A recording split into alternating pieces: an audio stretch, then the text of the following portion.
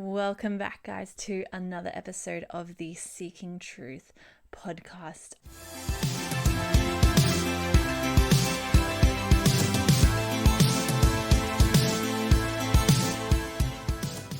Today's episode is answering a question that a lot of people in the world may have. And the question is, if there is a God, why do bad things happen in the world? It's a question that plagues on a lot of people's minds and may prevent people who are looking at Christianity from the outside, prevent them from actually taking that step towards accepting that there's a God or believing that there's a God, because all they can see is these negative experiences in people's lives, unfairness, injustice around them in the world, and causing them to question, well, if there is a God, then how could all of these things happen? How could he possibly allow these bad things to happen? And even for people who are Christian and have accepted that there is a God, sometimes it is a real battle as well to understand, well, if God loves me, why are these things happening to me? Why am I going through these circumstances of hardship right now? So we're going to unpack that question today on a deeper level and aim to understand more about how we can rectify these two things, about whether there can be both a God and hardships and bad things happen to us and in the world around us. So to start off, we have to understand the psychology behind our brains and how our brains work. So our brains are actually wired towards negative experiences. Our brains, on a physiological and psychological level, actually remember negative experiences more than we remember positive experiences. And you can understand how this has, developed and how this has benefited us. If we are in the jungle and we see a lion and that is a negative experience, the next time that we're in the jungle, we're going to be hyper alert in case there's another lion, right? So our brain is wired to remember the negative times more than all of the times that we've walked through the jungle without there being a lion. Okay, so we understand why our brains do this. But as a result of this, fear, traumatic experiences, negative experiences, painful experiences are more ingrained into our memory than the positive experiences, even if the positive experiences outweigh in number or emotion the negative experiences. We are still wired to remember those negative experiences as more powerful. Our brain says pain is bad, negative experiences are bad, and it tries to help us to avoid those experiences as much as possible. But when we know that there is an outcome, a positive outcome or a benefit to these negative, painful experiences, we're able to build the motivation to go through them. And we build the resilience to push through these negative experiences and the resilience to keep exposing ourselves to them, because we know that there is some kind of benefit to this on the other side. Take athletes who train every day, get up at ridiculous o'clock in the morning, train for hours, physically fatigued, emotionally fatigued, mentally fatigued, all day, every day. But they do so, they can push through those negative experiences because of the benefit of running that race and winning that gold medal that they're striving for, right? So because of that, because they know that this is working towards that positive outcome, gives them the motivation and the resilience to do those things that are not motivating inherently by themselves. They're negative experiences, they're painful experiences that our body would tell us to not do and tell us to sleep in and enjoy our time in our bed and not to run for 8 hours a day, because our body physically experiences that in a negative way, right? So we can see how when our brain knows that there's a positive outcome for a negative experience, it helps us to cope with that a lot better, right? So here's the thing though, we experience the world and our life and our pain in terms of our earthly existence. So every experience that we go through in life, we can only see the benefits and outcome in terms of our earthly experience and our earthly life. God, however, views our pain and views our life experiences in the lens of our eternal salvation. And so God, the goal of God is for everyone to know and experience him. He's a God of love. Now, if everything in the world was perfect, there would be no chances to express love towards one another. We wouldn't experience anything as love or generosity or kindness because everything would be good and perfect already. And so then no one would be able to experience God's love and no one would be able to be saved. Take, for example, a situation where person A is going through a hard time and person B can offer help and express love towards that person A. What's happened now is that person A has experienced the love and care of another person, and person B has experienced the act of showing love towards another person. So person A has had a chance to experience the love of God, and person B has experienced how it feels to act selflessly towards another person with no personal gain, and also becomes closer to God. So now we can see that person A's pain has actually been used to help not only them, but another person also become closer to God. And we can see how their pain, while horrible and uncomfortable and difficult, has had eternal outcomes on not only their life, but the life of another person. But we can't see that. We can't view that in that way unless we have the eternal lens of our pain and our suffering and salvation. And without that lens, we can't experience the pain in any other way than a painful experience. Whereas when we view it in the lens of eternal salvation, in terms of lifelong benefit, we can experience that pain in the light of the benefits it achieves and not just the pain in the moment of it. So again, if we know that pain and suffering brings some kind of outcome, we are not only going to be more willing to walk through that pain, but we're going to have resilience when we go through that pain. We're going to be motivated to push through that pain. Take going to the gym, for example. We go to the gym and we lift weights so that we can get really strong and we get, big muscles.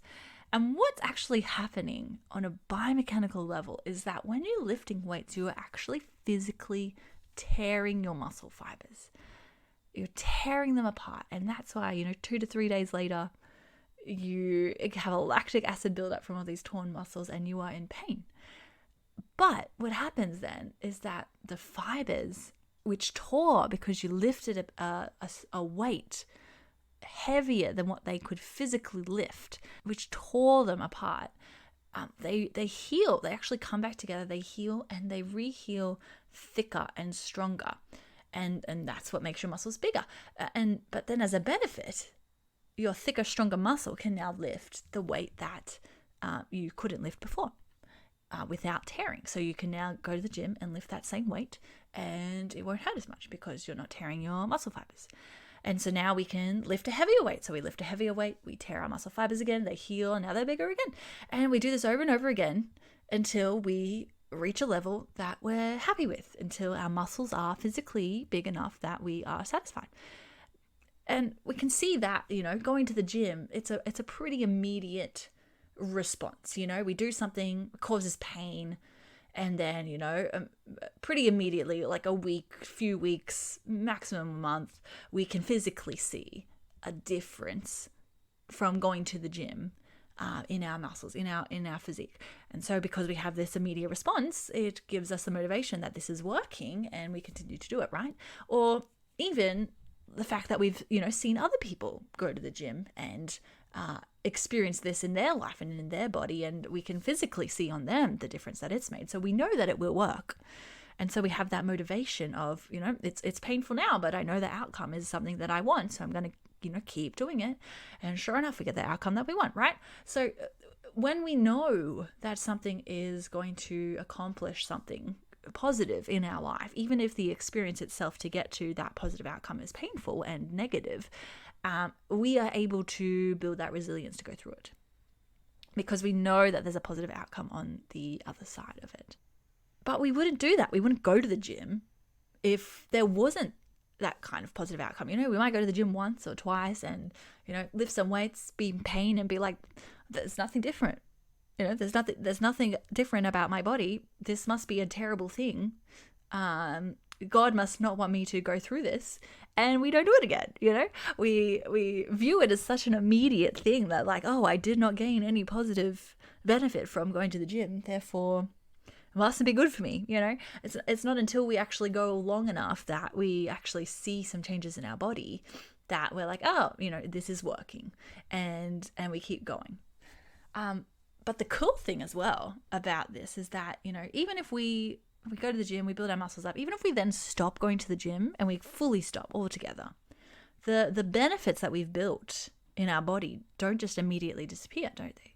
They actually take some time to disappear, to dissolve, And so we can see how the benefit from this, let's say 2 months, you went to the gym for 2 months, built your muscles up, your muscles, your physical changes in your body might last for another 2 or 3 months after you stop going to the gym. And so the benefit that we receive helps to produce a lasting impact in our life, right? So it's easy to conceptualize when it's something small and immediate like the gym. But many of us are in situations where our pain is lasting for years. Now, this might be 1 year, 2 years, it might be 10 years. And while you're going through the painful moment, you can't see anything but that pain. You can't see how this is building you. You can't see what the purpose of this is, the benefit of it is. All you can experience in your brain and in your body is pain and hardship and fatigue and trial. And you're screaming out to God, why am I going through this? Why have you not taken it away? Why must I suffer through this, God? And it can be really challenging when we pray for that and it doesn't happen, that nothing changes. God hasn't taken it away. But the thing is that God is not seeing this period of pain as this immediate earthly experience that you're going through right now. He is seeing how this time, this stretching, this pulling, this tearing of you right now will actually help rebuild you stronger in a way that you weren't before, in a way that you couldn't accomplish without this. And it's really hard to see when it's not an immediate benefit. You could be suffering for 5 years, 10 years, and you're not seeing any changes, and you're questioning God, why is this in my life? Why is this something I have to battle? But it's because we can't see yet the outcome that it is producing in our life. It's hard to see when it's not an immediate benefit, but again, the beauty is that unlike the gym, we might suffer through this thing for 4 years, but the benefit of the strength and the growth that we develop from that will last for the rest of your life. The change in the way that you relate to God, that you draw strength from God, that you dig into God, will cause a lasting change in your life that you cannot undo. Unlike the gym, where your muscles will go back to ground zero, the way that your perspective and your relationship with God changes in this time can't be undone, can't be rewired. And so God doesn't cause these bad things to happen to us, but he can see this eternal picture about how going through this period of time, being crushed in the olive press, will actually help our spiritual muscles grow and rebuild in a way that they couldn't without going through this experience. It's not possible. It's not possible to build the muscles without tearing them. And God knows that it would be impossible for us to learn the lesson, to build and strengthen our muscles in this way without going through this pain. And it's not going to be a small benefit. You're not going to be suffering for years to gain a benefit that lasts a moment. This is going to be an eternal difference in the way that you experience God, and it's going to increase your sanctification and increase your relationship with God in an eternal impact in a way that will last forever. And the lessons that we learn from this will not only help us, but will help to strengthen and build those around us as well, so that when they are going through their own pain, they can benefit and experience God on a new level that they would not have before, because our testimony will be able to speak into their lives and say, I've been where you are. I've gone through what you've gone through. And let me tell you that there is benefit on the other side. There is gold on the other side of this experience. There is breakthrough on the other side of this experience, because God is faithful and God will not let you down. And I know it is hard. It is hard when you are questioning God and you are so confused as to why you are lost in this desert right now. But God will provide and God will bring you out. And the lesson that you will learn from this experience is going to be worth it.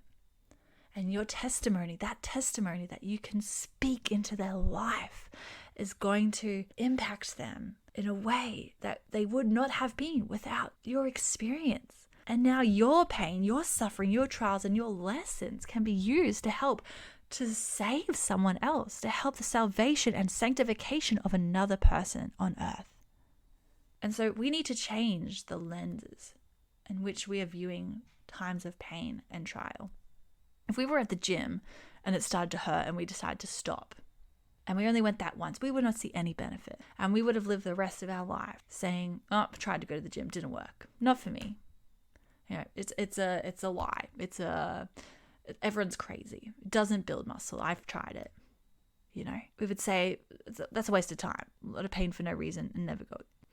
But we already know. We know from other people's experiences that if you keep going, there will be a benefit. And it's through that understanding that we can go to the gym even when we know it's going to hurt and even when we don't want to, because we're wanting the benefit as a result. And so I want you to picture yourself now and this trial that you're going through, this hardship, this moment of suffering that you just can't understand what God is doing through you right now. That you've been praying and praying and praying for God to take this away from you. Why haven't you healed me? Why haven't you brought me breakthrough? Why haven't you brought me that thing that I've been wanting? Why haven't you taken this away from me, God? And instead of crying out to God saying, why aren't you listening to me? We can switch our perspective and we can understand that if God hasn't taken it away, there must be a reason. There must be something that I am learning in this, or that I will learn from this, that I cannot learn in any other way. And these years of pain and suffering will lead to 10, 20, a lifetime of benefit down the track. A new way of understanding relating to God. I want us to go to 2 Corinthians 12, a very, very well-known verse that speaks exactly into this situation. It's about the Apostle Paul, who suffered so much persecution, so much hardship, simply for preaching the name of Jesus, something that we take for granted these days, because him and the other forefathers of Christianity have paved that way for us. But he is writing this letter to the Corinthians, who are boasting about the good things in their life and are boasting about their own self-worth and how good they are. And Paul is talking to them saying, I would not be boasting about your own self-worth and your own benefit. I would be boasting about the things of God and the things that God has done through you. And he is using this in this passage, in this discourse. He's actually saying that, you know, if I could choose to boast, I would boast of all of the things that God has given me and all of the great revelations that I have encountered. But I'm not. And in order to stop me from boasting and becoming prideful, I was given a thorn in my flesh, a messenger of Satan to torment me. 3 times I pleaded with the Lord to take it away from me. 3 times. He prayed to God, pleaded, take this thorn away from me, God. Take this painful experience away from me, God. I do not want it. But the Lord said to me, my grace is sufficient for you. My power is made perfect in weakness. Therefore, I will boast all the more gladly about my weaknesses, so that Christ's power may rest on me. This is why, for Christ's sake, I delight in weaknesses, in insults, in hardships, in persecutions, in difficulties, because when I am weak, then I am strong. there's a lot of things that Paul is saying in this beautiful passage, but essentially, first thing that he recognizes is that he was given this thorn to stop him becoming prideful. And it's a testament to Paul's faithfulness to God that he even recognizes, first of all, that that is what it is, that he may have recognized that he has, that temptation to be prideful in his life, and that this thorn, this painful experience, this hardship that he's going through is helping to keep him humble, because he's needing to depend upon God and God's strength in this time rather than continuing to live out of his own strength. The second thing he says is that 3 times I pleaded with the Lord to take it away from me. So he has prayed to God multiple times to take it away from me before realizing that while I still have this hardship, I am weak, and that weakness allows God's strength to actually work through me. If I wasn't weak, I would be operating out of my own strength. But because I'm weak, I'm in this vulnerable, weakened state, I am able to depend upon God's strength and use God's strength through me to accomplish things. And so he says, therefore I'll boast all the more gladly about my weaknesses, so that Christ's power may rest on me. I will boast for all of my sinful natures, all of the things that I struggle with, all of the things that I'm imperfect at, so that you may see a reflection of Christ's power working through me, and so that I may humble myself more towards Christ and his power. That is why, verse 10, for Christ's sake, I delight in weaknesses, in insults, in hardships, in persecutions, and in difficulties, all things that he has experienced firsthand. Because when I am weak, then I am strong. This perspective on what Paul is going through is something that we can really learn from. He does not blame God for this, even though he has heard firsthand from God that God has said, I'm not taking it away from you. He does not blame God for that. Instead, he humbles himself and knows that God is working through him and doing something through him in this time, that it is accomplishing something that cannot be accomplished otherwise, because it says, my power is made perfect in weakness, implying that God cannot represent the fullness of his power unless it is through people who acknowledge their downfalls and acknowledge their own personal weaknesses. Because if we are exalting ourselves in our flesh and saying, I can do everything, then we do not need God. The verse is not I can do everything. It says I can do everything through Christ who strengthens me, right? So if we are already so powerful and so strong, we do not need Christ. And so we would never allow Christ to strengthen us. And that is exactly what revelation Paul has achieved here, is this understanding that if God has not taken it away, it's for a purpose. And God is trying to teach me something through this time.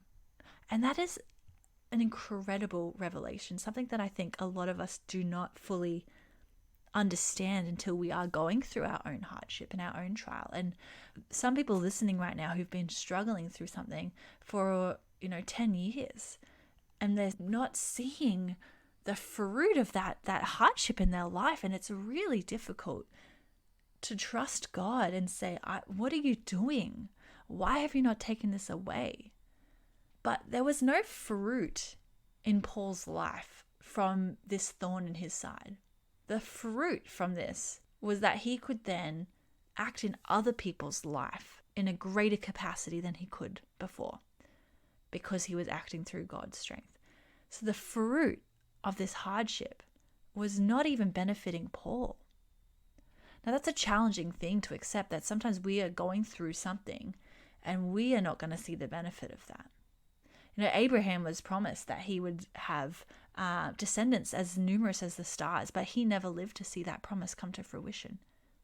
Sometimes we have to understand again that God has an eternal perspective of things, and we have an earthly, momentary perspective of things.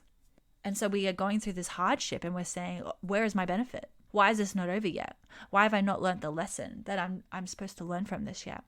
Failing to recognize the way that God is using this to shape our heart, and the way that our testimony of living in God's grace and God's strength through this is actually speaking into the lives of those around us and edifying their spirit so that when they are faced with their own trial, they have strength and they can lean on God and they know where to go.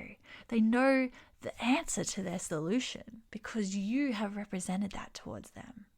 That is a powerful thing, that God would choose you to partner with in order to demonstrate His strength through your weakness, His strength through your trial, His love and favor towards you, even in the midst of something so terrible. And I hope that this helps us to understand more the heart behind God, that He knows momentary happiness is fleeting. He knows it. We know it. It can be really hard to accept sometimes, but I think deep down we all know that things that bring momentary happiness are momentary, are fleeting, are temporary. And the way to a full life is not through things that make us happy. It's through understanding the depth of God's love towards us and understanding the distance He would go for us to experience more intimate relationship with Him. And knowing that, we can then change the perspective on whatever it is we're going through and say, God, I can see how you're working through this. I can see how you're changing my heart more towards you. How there will be a positive outcome from this trial that only you can see right now, but I trust you that it is there because I know you have never let us down. You have never let us down, and you want us to be in relationship with you. And so everything in our life that's in our life that you have not taken away is there to increase our relationship with you. It's there to press us more towards you, to rip us and tear us in a way that means that when we grow back again, we're growing with fibers of you woven back in.